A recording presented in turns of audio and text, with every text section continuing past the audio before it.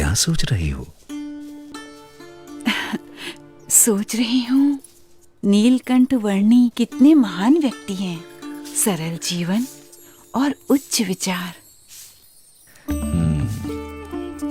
और हमारी ईला और सुशीला भी कितने भक्तिभाव से उनकी सेवा में जुड़ गई हैं।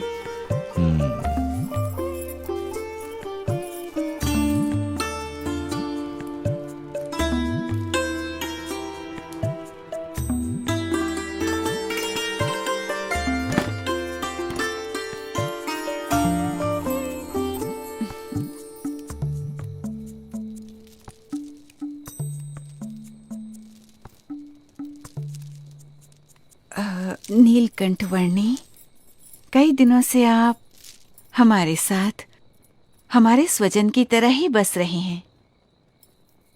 और केवल हम ही नहीं, पर यहाँ छोटा बड़ा हर कोई आपको अपना स्वजन समझने लगा है। सभी को आपसे लगाव हो गया है।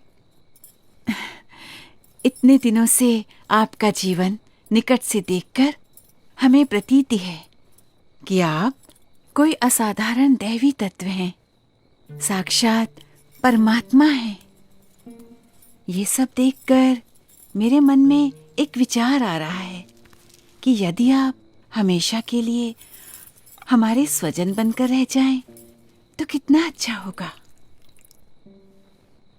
यदि समझ में आए तो मैं तो हमेशा के लिए सबका स्वजन हूँ, एक सच्चे स्वजन की तरह हमेशा सबके साथ ही रहता हूँ।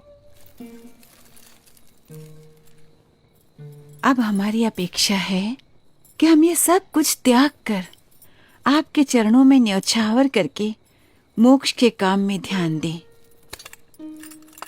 और हमारी सारी धन दौलत, हमारी सारी संपत्ति, हमारा राज्य और ईला और सुशीला को भी आपको सौंप दें।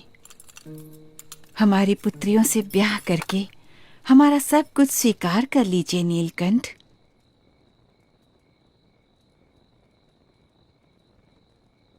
आप तो साक्षात परमात्मा हैं। आपसे अच्छा पति हमारी पुत्रियों को कहाँ मिलेगा?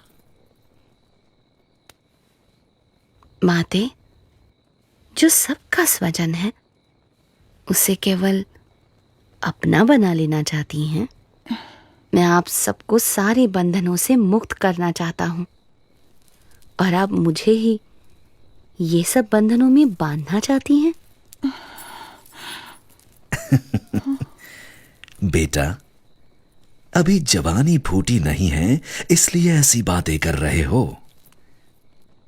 पर जब जवान हो जाओगे तब स्त्री सुख के बिना रह नहीं पाओगे। जब स्त्री सुख के लिए तड़पोगे तब एहसास होगा कि ऐसी सुंदर कन्याओं और ऐसे राज्य का प्रस्ताव ठुकरा करके तुमने बहुत बड़ी भूल कर दी। पर तब यह मौका निकल चुका होगा। क्षमा कीजिएगा, पर आप मोह में अंध होकर मुझे जानते हुए भी मेरा असली स्वरूप भूल रहे हैं।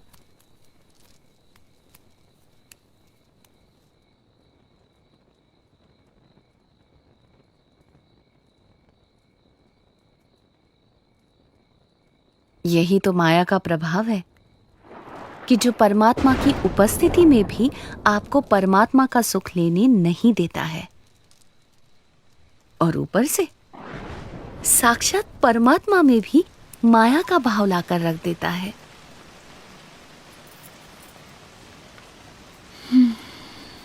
माँ, पिताजी, ये नीलकंठ वर्णी तो निर्लेप है, निर्विकारी है।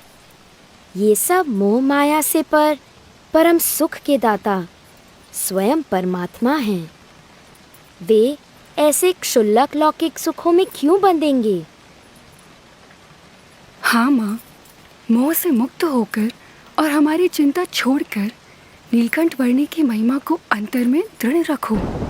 हाँ बेटा।